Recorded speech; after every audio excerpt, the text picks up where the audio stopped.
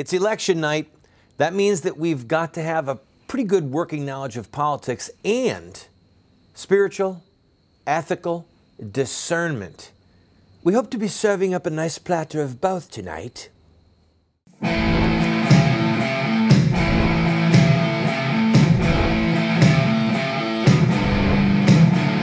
Those who forsake the law praise the wicked. Those who uphold the law resist them. Welcome to the Voice of Resistance. Here's your host, Randall Terry. All right, it's election night, and I'm hoping that we can have a few minutes together that are encouraging to you. It's still too early for almost all the polls in the United States, so we're not able actually to call any of the elections. And in a few minutes, I know what you're going to be doing. All right, you're going to be turning to the live news cable stations to watch the returns well into the night.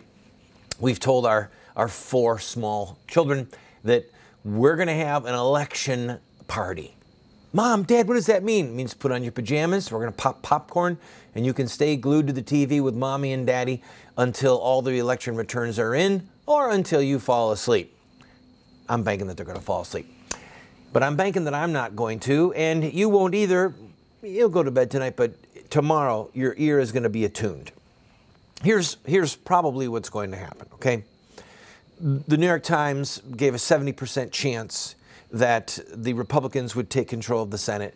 The Washington Post gave a 94% likelihood that the Republican Party is going to take the Senate. So we're talking about states like Arkansas, where Senator Pryor is going down in flames. We're talking about states like Iowa, where former Senator, or soon-to-be former Senator Tom Harkin's seat is up, and a very conservative Christian woman, Johnny Ernst is going to win that race. We've got Montana is going to go evidently to the Republicans, probably Colorado, for certain West Virginia. And then there's a whole bunch of other states that are in play. It could be as high as 54 seats go to the Republicans. It's very possible that in Georgia and or Louisiana there could be a runoff. Now, I want to say 2 things to set up our few moments together, okay? This is one of those programs that's going to come and go. You're not going to watch it again, but if there's a seed or 2 that I can plant in your heart, in your mind, if there is just a little bit of discernment that's already in your heart that I can help blossom a little bit, I want to do it. Politically, this is going to represent the biggest thrashing of President Obama since he took office. He has been saying in various interviews that this election is a referendum on his policies. He has been saying that even though his name is not on the ballot, his policies are on the ballot, trying to mobilize people to get out and vote. But funny as it is, in all of these seats, or rather in all of these races where Democratic Senate seats are in jeopardy, and many of them are going to go into the Republican camp, not once has he been invited to campaign for the Democratic candidate. Because people are saying that they're going to vote for the Republican as a vote against Obama and against his policies. All right? So, that's the political side of this. And I, for one, am going to jump up and down, and I'm going to laugh and rejoice for a little while, that President Obama is being politically humiliated. But once the Republicans, should things go like they're going, once they control the United States Senate, and they are going to control the House of Representatives as well, then what? Then what? Or let me put the question to you this way, ethically, all right? So what? We often have a very short memory. I've been involved in politics since the early 1980s. Just came in, roaring in. Run for office many times. People forget that from 2000 to 2006, the Republicans controlled the White House, the U.S. House, and the U.S. Senate. Okay? We controlled all 3 houses. What did it get us? What was the great reformation that took place in American politics? What was the payoff? Finally, the GOP. For those of you who don't know, insider parlance, the GOP stands for the Grand Ole Party, the Republicans. What was the political payoff? Was Planned Parenthood defunded? No. Was our debt reduced? No. Did President Bush help bail out Wall Street? Yeah, now that you mention it. Did the Congress go along with him? Yeah. Of course, that was Democrats and a Republican president. You know, the reality is that the party apparatus of the Republicans did, in fact, control the White House, the U.S. House, and the U.S. Senate. But we just kept cranking out dead babies. Planned Parenthood kept hiding pedophiles, protecting wicked, evil, perverse human beings. Our country continued to slip into an ethical and moral abyss. So, while I'm going to rejoice for the political thrashing that President Obama is probably going to take, it's now time for us to become part of what we call the loyal opposition. For those of us that are conservative Christians, independent, Republican, or Democrat, who are rejoicing that the Republicans are going to give a thrashing to the Democrats, now it's time for us not to breathe a sigh of relief, but to get ready to do battle inside our own party. Because when you've got a U.S. Senator from West Virginia and a U.S. Senator from Iowa who are so different, well, there's going to be a lot of internal fighting. I'll tell you about those two women when I come back from this break.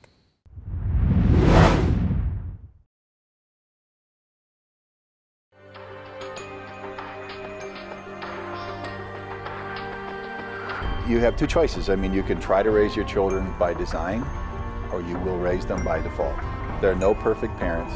We're going to get it wrong sometimes. If we have a plan, we've got a better chance of getting it right in the long run. There is something deep within the heart of every human being that longs for parental acceptance and approval. When does a boy become a man? Get a group of guys around and ask them that question. I don't think there's a certain age. Some men stay boys their whole life. I would say, 16, 18 years old. Wow, that's a good question. When they get bar mitzvah? Well, I think when he has a child. So I just became at 56, 56 years old. Without the power of the Holy Spirit changing us and giving us power over our sin, we can't hope to be the dads that our kids need us to be.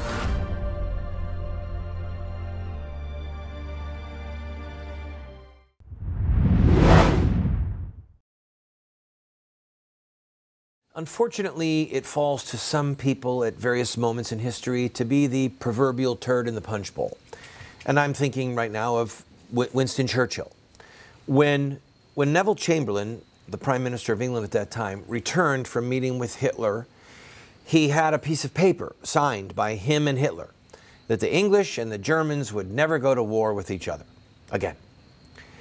And people were cheering. They were applauding their peace in our times. And Churchill took to the floor of Parliament and said, "War is now inevitable. War is now inevitable." He was right, by the way. Churchill was right. Chamberlain was wrong. And we are probably going to be in for a few days of a lot of rejoicing, a deep sigh of relief.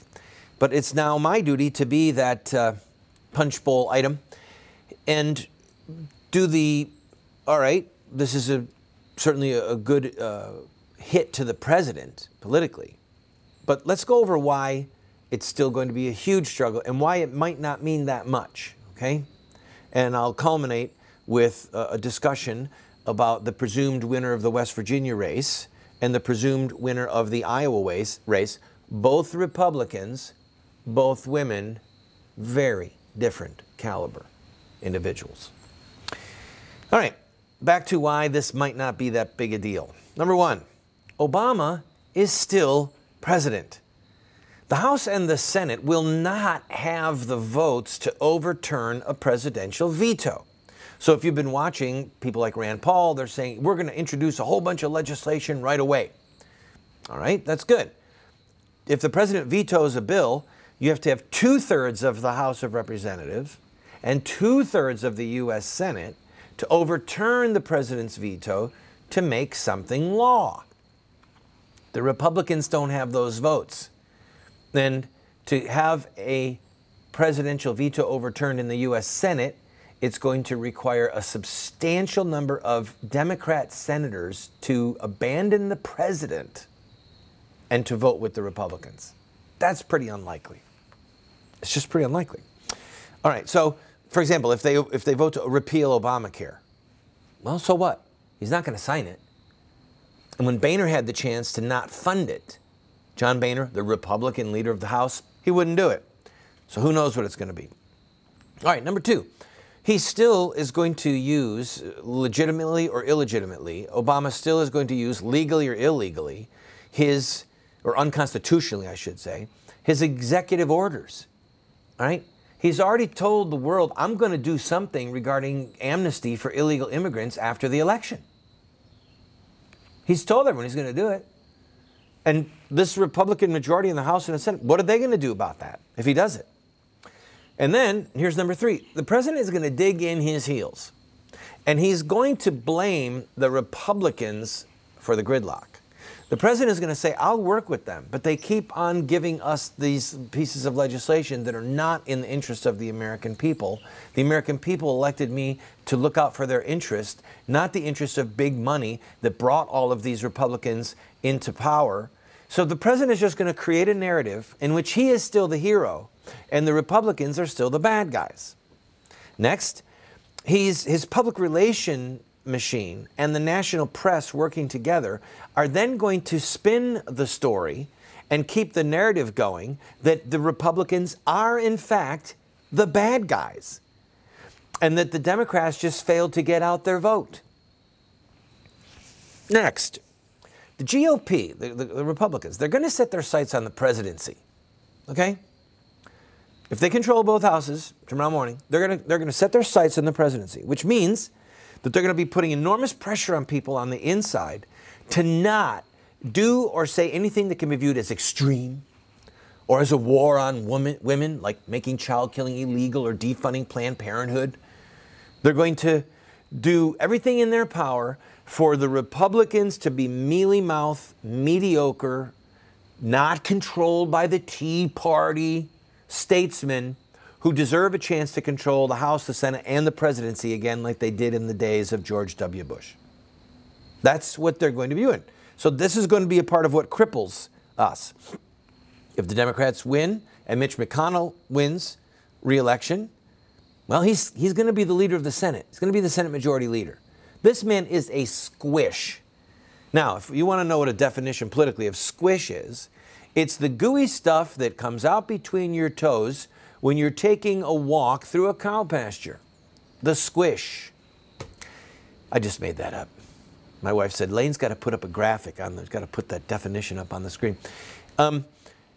McConnell did not oppose these radical left-wing, baby-killing, pro-homosexual appointments to the Supreme Court. Okay? Kagan, Sotomayor. McConnell didn't put up any fight, any resistance. He's a squish. A squish is a pillar of jello, politically speaking, all right? He wants the job. And if he wins re-election, because he's in a tough race, he's going to have the job. And then what? Mitch McConnell as the leader of the resistance? Don't make me laugh. Which leads us to the real crisis. We're going to talk about this when we come back. What type of senators are we getting? Look at these two ladies. What type of senators are we getting? One is pro-abortion. One is pro-life. One is probably an American patriot that believes in the values of the Tea Party and the founders of this republic. And the other has total contempt for the Tea Party. What type of senators are we getting? Oh, we're getting Republican senators. Big deal. We've seen what that did for us with John Boehner. I'll be right back.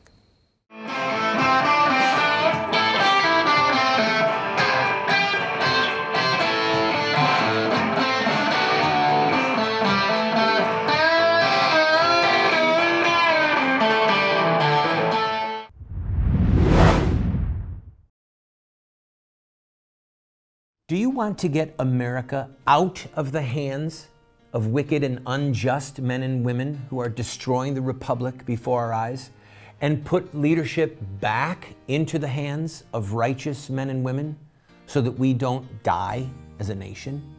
Well, you're talking about social revolution, and there are rules in social revolution. We can look at the victorious social revolutions of the past, such as the end of slavery, the end of child labor, women's voting rights, the end of segregation, and so much more, and learn from their victories. Look at their actions, their images, their rhetoric, their sacrifices, and their final fruit. We will send you this series that originally cost $129, 7 books for students, 1 teacher's guide, if you'll give a gift of any size and just pay for shipping and handling. Take advantage of it today.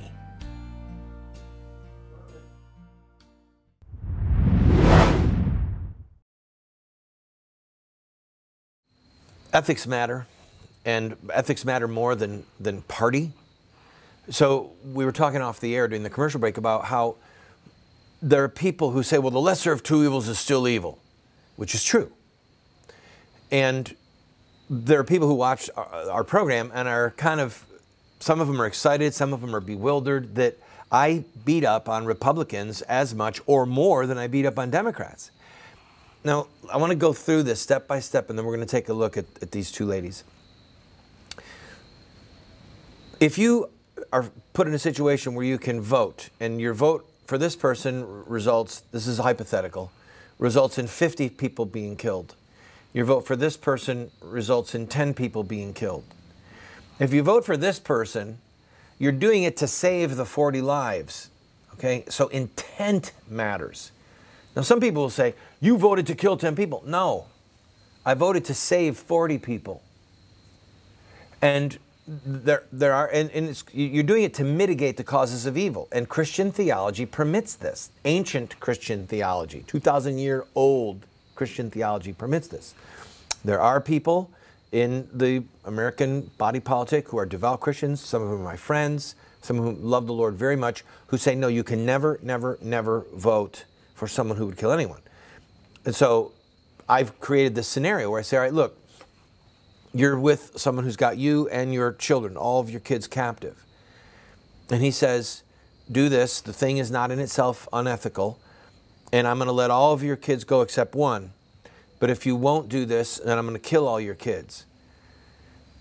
Well, are you going to kill the one? Yes, but I'll let the other ones go. And then the person says, well, then I won't do it. Well, then all your kids are dead. So the person, are you following it? That if you make this choice, all your children are dead. If you make this choice, then only one are dead. Like the movie Sophie's Choice, she wouldn't make the decision, and then ultimately both of her children died. So the goal as a dad at that point would not be to have one of my children dead. The goal would be to have all of my children alive except for that one and me. Do you understand? Intent matters. But we're way ahead of ourselves in that discussion, because most people in America, most people on the evangelical right or the Catholic right who are diehard Republicans are unfortunately sometimes more loyal to the party than they are to the ethics of their Christianity. All right? And we've got to remember that righteousness and justice come first. And if you've got somebody who is a Republican and you're a supporter of the Republican Party, but that Republican wants to kill babies or have same-gender weddings or fund Planned Parenthood, then that person is just as much an enemy as a Democrat who wants to do all those things, ethically, okay? Jesus said, I did not come to bring peace, but a sword. And a man's enemies will be those of his own household. I have come to set a mother-in-law against her daughter-in-law. And he went on and discussed all those family dynamics based upon faith and ethics. So take a look at these two ladies, all right? The presumed winner tonight in West Virginia is Shelley Moore Capito. The presumed winner tonight in Iowa is Johnny Ernst. Johnny Ernst saw combat. She's a combat vet, okay? And she is a diehard pro-lifer. Barely willing to say that a woman can have her child killed in order to save her life, which would be like a tubal pregnancy, all right? That's never been illegal. It will always be legal, okay?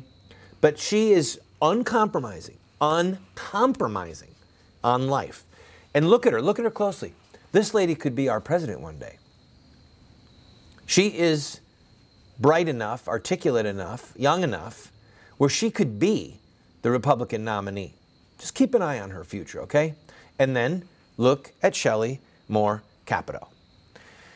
She gets a 30% rating from NARAL and a 55% rating from National Right to Life. NARAL is the National Abortion Rights Action League, okay?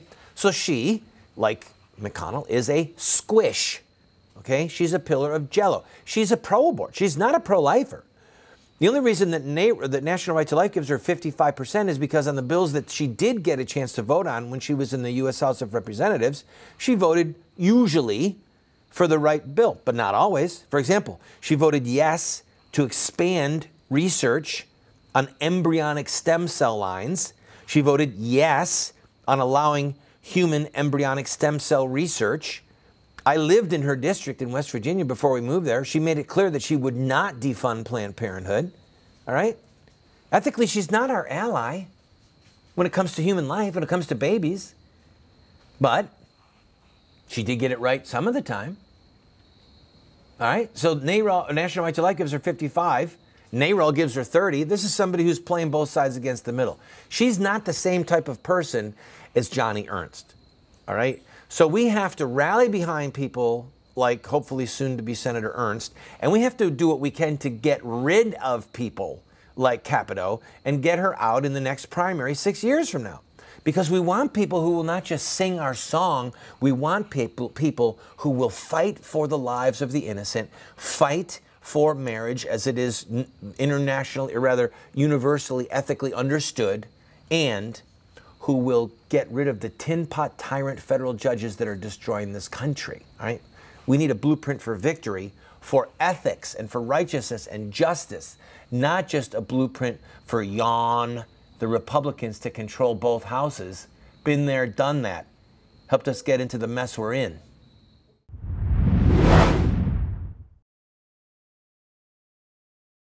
We have put together what we call an online university for you.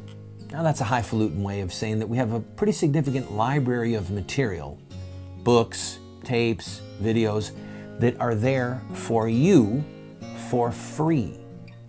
Why are we doing this? Because America is desperate for new leaders, and because this material could help you to become the leader that you and God want you to be. Check it out and enjoy it.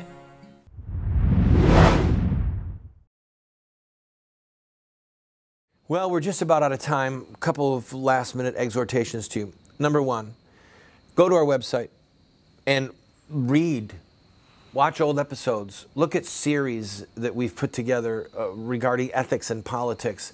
It's all free, okay? It's all free.